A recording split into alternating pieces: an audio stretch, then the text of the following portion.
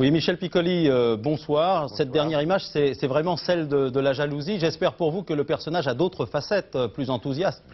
Oui, bien sûr. C'est même la première image, si on peut dire, du personnage. Enfin, la pièce commence dans le bonheur le plus complet, apparemment, et le délire, le gouffre arrive.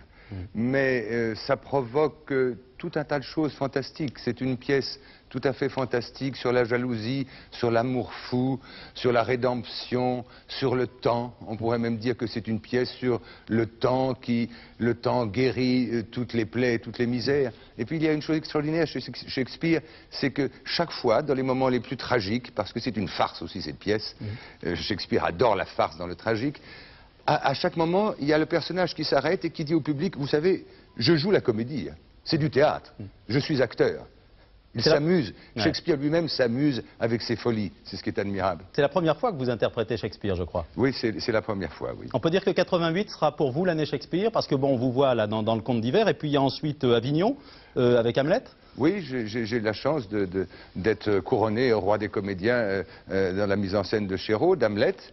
Et puis après, je vais encore continuer à Nanterre avec une pièce de Coltès, qui a d'ailleurs adapté le Conte d'hiver de Shakespeare, cette fois-ci sous la direction de Chéreau, et avec au événement la reine du boulevard qui vient jouer chez nous, si je puis me permettre de dire. Je ne suis pas chez moi, mais enfin, comme je suis sociétaire moral dans ce théâtre, je peux dire chez nous.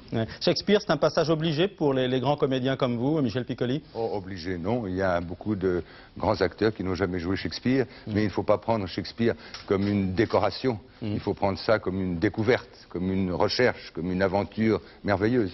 Heureux de retrouver Bulogier, avec laquelle vous n'aviez pas joué depuis 2 ans, je crois. Oh, depuis 4 ans depuis même. 4 ans même. Enfin, il y a 4 ans, nous avons joué Terre étrangère, toujours sous la direction de Luc Bondy, et nous avons fait le film d'ailleurs, Terre étrangère, qui doit passer à la télévision. Une question annexe, et d'ailleurs la dernière, Michel Piccoli. On est très heureux de vous recevoir ce soir, mais vous n'êtes pas très tendre avec la télévision. Entre nous, vous n'allez pas un peu fort et un peu loin quand vous dites que la télé, c'est le sida mental. Je l'ai entendu à la radio récemment. Oui, là j'ai repris une phrase d'un personnage célèbre et j'ai peut-être eu tort de le dire, mais par rapport à une citation concernant un autre événement. Mais si vous dites que je vais fort avec la télévision, je peux vous répondre, mais c'est la télévision qui va fort avec moi. Ah bon, pourquoi on vous voit à la télévision. Ah, mais je ne fais aucun reproche de ça. Je me permets de parler de la télévision parce que j'ai fait beaucoup de télévision, j'en fais encore et j'en ferai toujours, je pense. Mais je trouve que la télévision est devenue une guerre fantastique. Je suis absolument pour la privatisation. Je suis pour la fonction publique. D'ailleurs, je suis dans ce théâtre, dans le décor de Peluzzi, je suis dans un lieu de fonction publique et je m'en réjouis.